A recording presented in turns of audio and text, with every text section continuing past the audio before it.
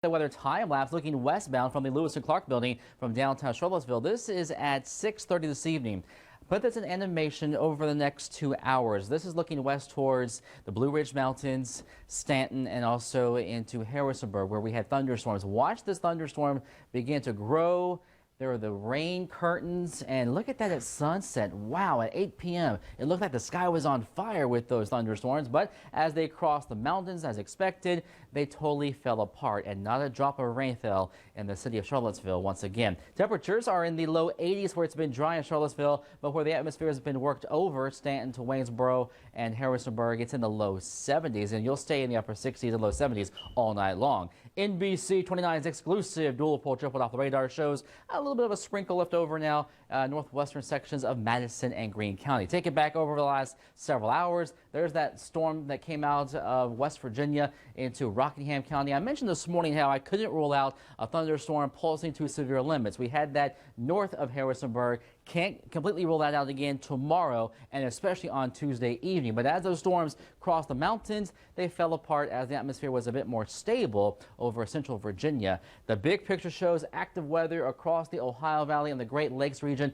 This is where the main storm track will be here tonight. There could be a little shower redevelop overnight, but I don't expect widespread activity. So officially, we're not outlooked for severe weather on Monday, but one storm like today could pulse to severe limits to a brief time. But here we go Tuesday evening. The Storm Prediction Center has us in a level 1 category for severe weather. That means a couple of storms may produce some localized damaging winds.